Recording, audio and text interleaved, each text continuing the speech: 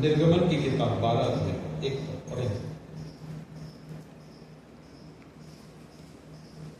चलिए उससे पहले प्रेरितों के काम 2 अध्याय, उसको भी निकाल लेंगे। 12 अध्याय का एक पद निकाल के रखेंगे। प्रेरितों के काम 2 अध्याय उसका 36 पद। लिखा है कि अपने आप को जांचो कि विश्वास में हो कि नहीं, और अपने आप को परखो कि यीशु मसीह तुम में है। कौन? मसीह की बात हम लोग कर रहे हैं। मसीह अर्थात कोई बता सकता मसीह के नाम का मतलब क्या होता है? हेलो, अच्छा मसीह नाम कब मिला उसको? तीसरे दिन जी उठने के बाद उसको मसीह नाम मिला। बिल्कुल सही बात, ठीक है। और मसीह नाम का अर्थ क्या है? हेलो अजी, one who die for others. Hello, जो दूसरों के लिए मरना नहीं जानता वो मसीह में होने की गवाही ही नहीं दे सकता। इसको बोलते हैं मसीह।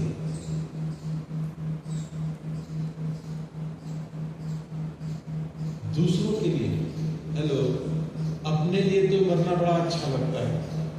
हम अपनी लालसा और अभिलाषाओं को क्या करते रहते हैं? ठीक है, घर में जो है ना बाल बच्चे के लिए अच्छा से अच्छा मोबाइल आ जाए, अपने अभिलाषा और लालसा को व्यक्ति क्या करते रहता है? कम करते रहता है। बच्चे अच्छा से अच्छा खाना खाएं, इधर खुद भले अच्छा नहीं खाएगा लेकिन बच्चों को देगा। हेलो, परमेश्वर का वचन मसीह की भाषा कह रहा है, मसीह की परिभाषा दे रहा है, वो ये है कि जो दूसरों के लिए मरना सीखता है उसको कहते हैं मसीह। अपने आप को जांचो कि विश्वास में हो कि नहीं। यीशु मसीह तुम में है कि नहीं?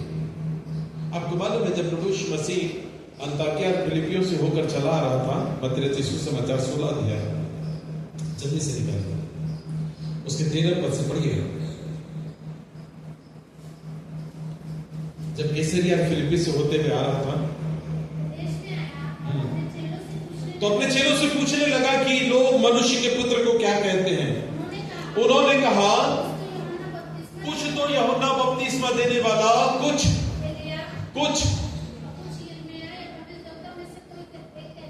हाँ। उसने उससे कहा कि सुनो भैया, लोग क्या बोलते हैं मेरे बारे में, इससे कोई फर्क नहीं पड़ता। बोलते तुम क्या बोलते हो? आज मेरे और आपके लिए मसीह क्या है? हेलो, मेरे और आपके लिए मसीह की गवाही, मेरे और आपके जीवन के भीतर मसीह की गवाही क्या है? पढ़िए। शिमोन पतरस ने उसको उत्तर दिया, तू जीवते परमेश्वर का पुत्र क्या है? हेलो, उसको बोला था कि पतरस ने कहा तू जीवते परमेश्वर का पुत्र मसीह है, तो उसके बाद क्या बोला था यीशु ने?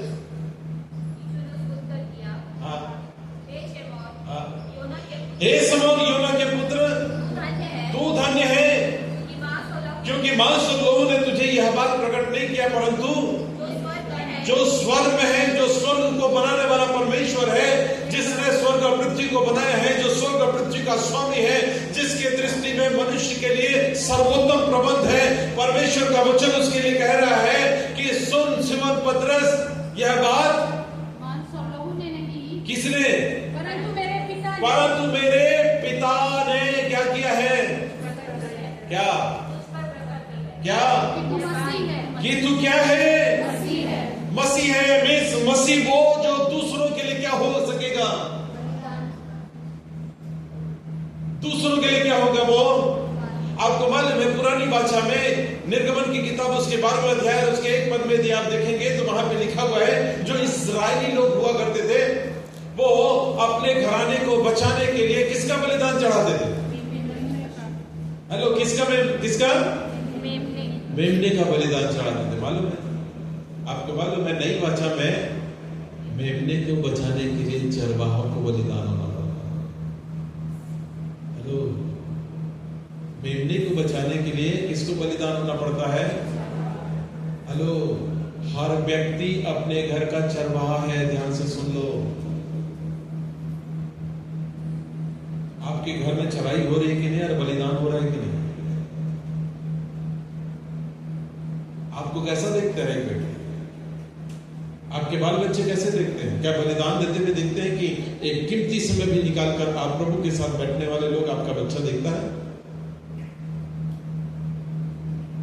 आपको क्या इस बात के लिए देखता है कि कोई भी आपके घर में आ रहा है, कोई प्रभु का जन आ रहा है, तो आप अपने पिता को, माता को एक बलिदान देते हुए देखते हैं, उसका आदर करते हुए देखते हैं?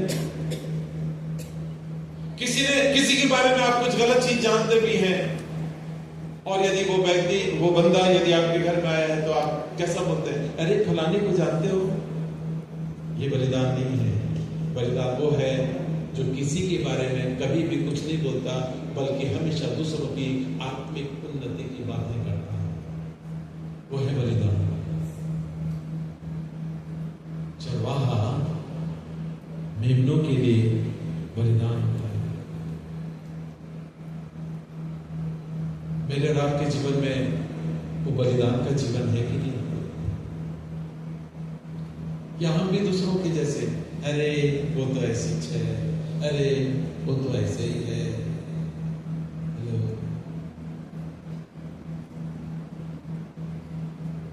किसी ने कहा कि यदि कोई लाख भी गलती किया रहे और उसके बारे में आप यदि किसी से बात कर रहे हैं, तो आप उसके सम्मान का आदर करते हुए कि परमेश्वर, ठीक है, परमेश्वर इन बातों को देख रहा है, आप उसके लिए कैसी बातें करते हैं? भाव अनुग्रह सहित और सरुणा की उससे आत्मिक उन्नति होती चली। पुराने नियम में मेमना बलिदान हुआ करता था। मार डालो, काट डालो, दे दो, बलिदान चढ़ा दो। परमेश्वर का वचन बोल रहा है नई वाचा में क्या लिखा है? चरवाहा, अच्छा चरवाहा मैं हूं जो अपने भेड़ों के लिए क्या करता है? जो अपने भेड़ों के लिए, बोले बोलो, जो अपने भेड़ों के लिए अपना प्राण देता है, वो है मसीह। वो मसीह का जीवन चाहिए। मसीह कोई धर्म नहीं है, मसीह एक जीवन है। और प्रभु बोल रहा है, बेटा थर्मामीटर लेके नापना सीख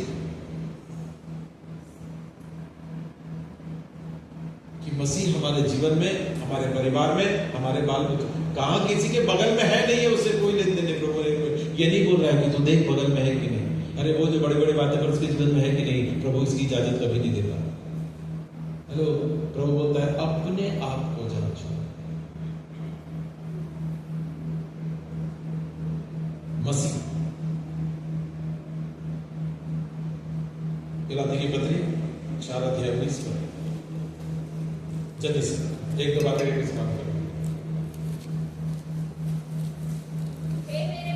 हे मेरे बालको, जब तक तुम में मसीह का लिखा है पौलुस, ध्यान से सुनिए। पौलुस कहता है कि हे मेरे बालको, जब तक तुम में मसीह का रूप ना बन जाए, जब तक तुम में मसीह का रूप ना बन जाए, तब तक मैं तुम्हारे लिए जच्चा किसी पीड़ा। हेलो, किसकी पीड़ा? किसकी पीड़ा? आपको मालूम है जच्चा की पीड़ा कब कब आती है, कैसे कैसे आती है? सारे बहुत हमारे यहाँ मेडिकल वाले हैं, सब जानते हैं। कभी भी थोड़ा सा पेन आता है, अरे पेन आ गया, जबकि पता रहता है कि वो फॉल्स पेन। लिखा हुआ है जब तक तुम में मसीह का रूप ना आ जाए, तब तक मैं क्या सहता हूं? सुनो चरवाहो, हर चरवाहा सुन ले ध्यान से। मसीह का जीवन यह है कि हम अपने परिवार के भीतर में मसीह के स्वरूप को देखें। आपको मालूम है मसीह का जीवन प्रारंभ कहां से होता है? एक व्यक्ति के जीवन में कहां से होता है? गलाती की पत्री 2:20 पर जल्दी जल्दी करें।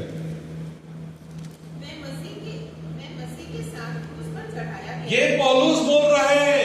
हेलो, मसीह का थर्मामीटर क्या है? ये क्रूस से प्रारंभ होता है। कहां से? बोलिए, क्रूस क्रूस से। इसीलिए गलाती की पत्री बोलता है, पढ़िए फिर से, मैं मसीह के साथ, किसके साथ, किसके साथ, मसीह का जीवन क्रूस से प्रारंभ होता है। किसी ने कहा यदि आपके जीवन में क्रूस नहीं है तो आपके जीवन में पुनरुत्थान भी नहीं है। यदि क्रूस का जीवन नहीं है, आपके जीवन में पुनरुत्थान का जीवन नहीं है। हेलो, बातचीत नहीं करने का, ठीक है? ध्यान इधर इधर इधर, ओके। लिखा है कि मसीह का जीवन क्या है? क्रूस से प्रारंभ होता है। हमारा जीवन यदि क्रूस में नहीं दिखता, हेलो, मसीह हमारे जीवन के भीतर नहीं है। इसीलिए बार बार बोल रहा है, अपने आप को क्या करो, जांचो, अपने आप को परखो, जांचते रहने का है, परखते रहने का है कि यीशु मसीह की नहीं। क्या मालूम संभव है, अभी टाइम कितना हुआ है? 11:10 हुआ है। क्या जाने संभव है 11 बज के, यदि 11 मिनट पर यीशु आ जाएगा तो क्या होगा? लिखा है कि तुम जाति पर जाति, राज्य पर राज्य, और लिखा है कि देश पर देश चढ़ाई करते हुए देखोगे। लिखा है जान लेना कि देखो उसका आगमन निकट है। कहा है आज इस संसार में पूरी स्थिति देख लीजिएगा, सब तरफ लड़ाइयां हैं, सब तरफ समस्याएं हैं, वो अपने चरम सीमा पर है। परमेश्वर का वचन के बारे में जांचो अपने आप को। इस संसार में यदि यीशु मसीह आ गया, सुन लो, ये यदि नहीं है, कौन सा? यीशु नहीं है, यदि मसीह नहीं है, मैं आपको बताना चाह रहा हूं, कोई गारंटी नहीं है कि आप उसके साथ चले जाओ। आपका बपतिस्मा आपको नहीं बचा सकता, धोखे में नहीं रहना। आपका प्रभु भोज लेना आपको नहीं बचा सकता। ध्यान से सुन लो, कौन चीज बचा देगा? यदि जिस दिन आप जांचना शुरू कर दोगे, यीशु मेरे जीवन में रहता है कि नहीं, मसीह का जीवन मेरे पास है कि नहीं है, आप 101% बदल पाओ। लिखा है परमेश्वर के वचन में, फिर से गलाती की पत्री पढ़िए, मैं मसीह के साथ। तो क्रूस से प्रारंभ होता है मसीह का जीवन। क्रूस कहने का मतलब एक सीधी लकड़ी की मेरा परमेश्वर के साथ संबंध बेस्ट है, एक आड़ी लकड़ी, एक आड़ी लकड़ी मेरा संबंध किसके साथ? लोगों के साथ बहुत बढ़िया है। किसके साथ? एक सीधी लकड़ी, मेरा संबंध किसके साथ? एक आड़ी लकड़ी, किसके साथ? दोनों संबंध ठीक होना चाहिए। हेलो, लोगों के साथ भी, परमेश्वर के साथ। कई बार हमारे लोगों के साथ बहुत बढ़िया संबंध रहते हैं, लेकिन इधर नहीं रहता। कई बार इधर ठीक रहता, इधर ठीक नहीं रहता। हेलो, क्रूस से प्रारंभ होता है मसीह का जीवन, कि दोनों के साथ हमारा संबंध कैसा हो? बेस्ट हो, अच्छा हो।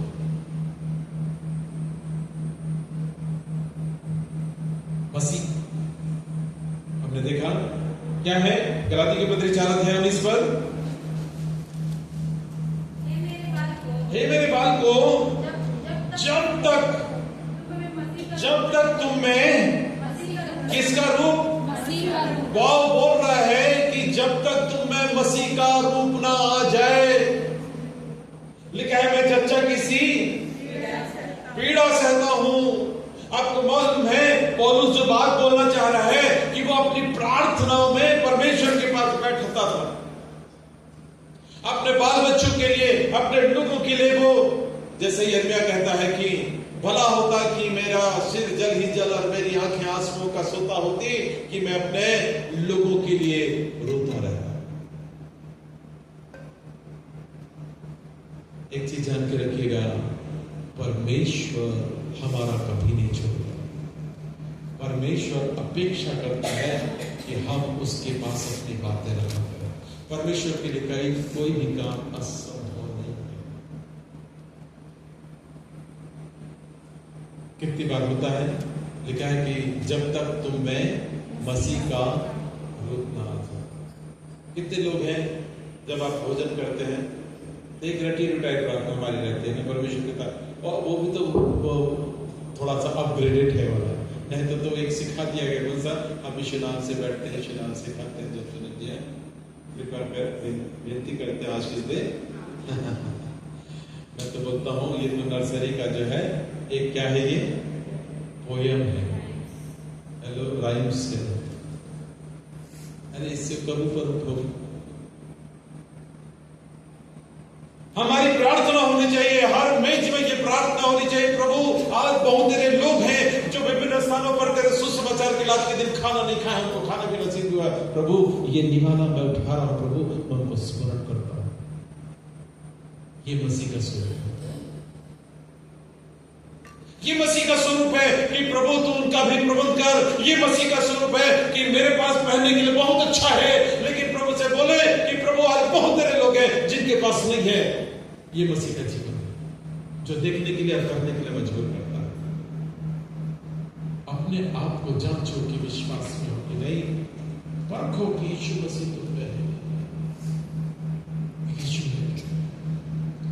क्या हमारी पारिवारिक प्रार्थनाएं, क्या हमारी पारिवारिक प्रार्थनाएं अपने परिवार से ही प्रारंभ होकर अपने परिवार में ही समाप्त हो जाती है, या हमारी पारिवारिक प्रार्थनाएं पहले लोगों के लिए होती हैं फिर बाद में हमारे परिवार में?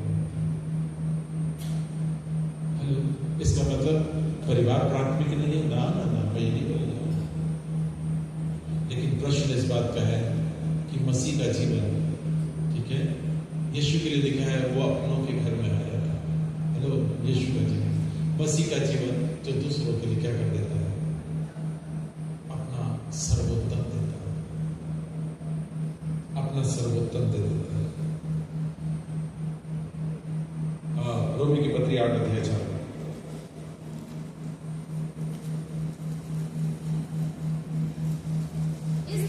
इसलिए कि व्यवस्था की विधि हमने जो शरीर के अनुसार नहीं परंतु आत्मा के अनुसार चलते हैं, क्या की जाए?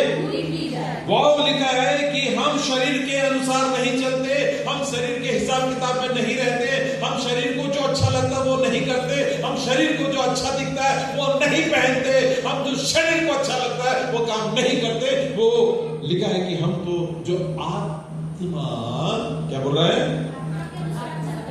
वाह, लिखा है कि हम आत्मा के अनुसार चलते हैं, आत्मा के अनुसार जीते हैं, जो आत्मा को अच्छा लगता है वो हम करते हैं। हेलो, ये है मसीह का जीवन। आगे पढ़िए, क्या बोल रहा है? क्योंकि शारीरिक व्यक्ति शरीर की बातों पर मन लगाता है परंतु आध्यात्मिक आत्मा की बात। शरीर पर मन लगाना तो मृत्यु है परंतु आत्मा पर मन लगाना जीवन और शांति है। आगे लिखा है कि शरीर पर मन लगाना, हेलो, परमेश्वर के बैरी बनकर मार खाने से ज्यादा अच्छा है कि आत्मा में, हेलो, शरीर को प्रसन्न करने वाले ना बने। आगे, क्योंकि ना तो परमेश्वर की और ना हो सकता है, ना परमेश्वर की व्यवस्था के अधीन है और न हो सकता है, परंतु आगे लिखा हुआ है कि जो शारीरिक दशा में परमेश्वर को प्रसन्न नहीं कर सकते। आगे लिखा है कि यदि किसी में परमेश्वर का आत्मा नहीं है तो तुम शारीरिक दशा में नहीं परंतु आत्मिक दशा में हो। आगे, यदि किसी में मसीह का आत्मा नहीं तो वह उसका जन नहीं। हेलो, मसीह का आत्मा आपको शारीरिक जीवन जीने से रोकता है।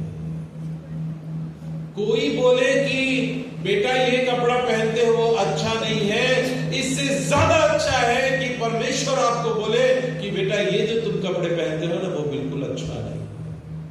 हेलो, लोग बोले और आपने यदि उतारा, हेलो, इससे तो ज्यादा अच्छा है जिस दिन कि आप परमेश्वर का आत्मा बोला और वो चीज नहीं करने का, वो चीज नहीं करने का, वो जीवन नहीं जीने का।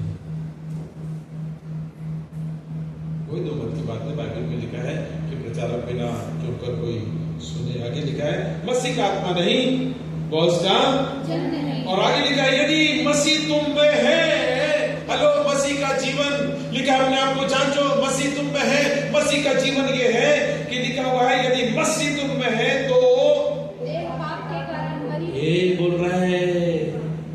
और आपको मालूम है, मरा हुआ व्यक्ति ऐसा पड़ा है तो ऐसे ही पड़ा रहेगा, वो हाथ ऐसे नहीं हिलाता, इधर से इधर कभी नहीं हिला पाता। आप देख लीजिएगा जितने मरे हुए मसीह के लोग इस संसार में कैसे रहते हैं, मरे हुए। ठीक है, कैसे मरे मतलब हाँ, अरे संसार के लिए, अपने आप को पाप के लिए मरा हुआ। पाप की बात कर रहा हूं, मरने की बात नहीं कर रहा हूं। ठीक है, पाप के लिए मरा हुआ, परंतु मसीह के लिए कैसा जीवित। लिखा है, आगे पढ़िए, मसीह यदि तुम में है तो देह पाप के कारण मरी हुई है, और परंतु आत्मा धर्म के कारण क्या है, जीवित है। और यदि उसी का आत्मा जिसने मरे को, यीशु को मरे हुए से जिलाया, यदि तुम में बसा हुआ है तो जिसने मसीह को मरे हुए से जिलाकर मसीह के जीवन को दिया, तुम में भी वही मसीह का जीवन रोपित करेगा। मसीह के जीवन में बढ़ने का, यीशु मसीह तुम में है कि नहीं तो तुम जांच में क्या लिखा है कि मसीह यीशु को मरे हुए से जिलाया, तुम में बसा हुआ है। तो जिसने मसीह को मरे हुए से जिलाया, परमेश्वर का वचन कह रहा है, ध्यान से सुने, मसीह का जीवन है तो आप पाप से हमेशा बचे रहोगे। और गलाती की पत्री उसके 5 अध्याय उसके 22 पद के अनुसार पूरे 9 प्रकार के फल आपके जीवन में दिखने शुरू, पूरे 9 प्रकार के फल हमारे जीवनों में दिखने प्रारंभ हो जाएंगे। और आपको मालूम है सबसे पहला फल क्या है, और आखिरी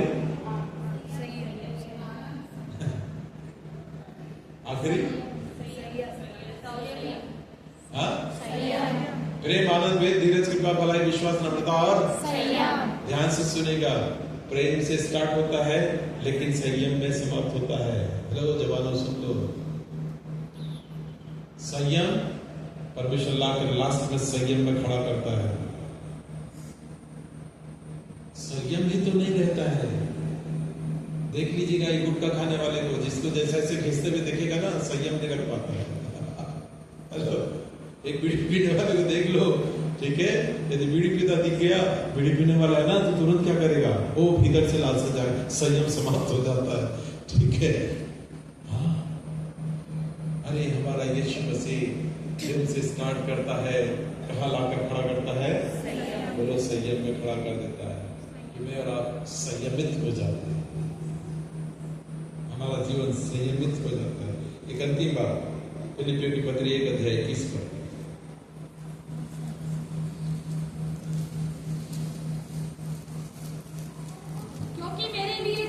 क्योंकि मेरे लिए जीवित रहना मसीह है, और मर जाना लाभ। वाओ, जीवित रहना क्या है, मसीह है। हेलो, जीवित रहना क्या है, मसीह है। जीवित रहना मसीह है, और मर जाना क्या है, जीवित रहने का जीवन मसीह। अपने आप को जांचो, दोनों चाहिए। कौन कौन चाहिए, यीशु भी चाहिए और कौन चाहिए, मसीह भी चाहिए। ठीक है, क्योंकि प्रभु का काम न तो अभी शुरू हुआ है, ठीक है, अभी शुरू न तो हुआ था न अभी हुआ है, लेकिन क्या होगा, प्रभु का जीवन आने वाला है। इसलिए वो प्रभु नहीं बोला, लेकिन यदि आप ध्यान करोगे तो उद्धार के संदर्भ में प्रेरितों का 2 अध्याय में बोला, सो इस्राएल का सारा घराना निश्चय जान ले कि उसी यीशु को जिसे तुमने क्रूस पर चढ़ाकर मार डाला, उसको मसीह भी ठहराया, उसको प्रभु भी ठहराया, मसीह भी ठहराया। वहां पर तीनों चीज आया, प्रभु, यीशु, मसीह आया। लेकिन यहाँ पर बोल रहा है प्रतिदिन के जीवन में अपने आप को जांचो कि विश्वास में हो कि नहीं, अपने आप को परखो कि यीशु मसीह दोनों।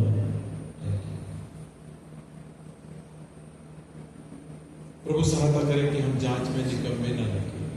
प्रभु सहायता करें कि हम जांच में कैसे निकले 100%।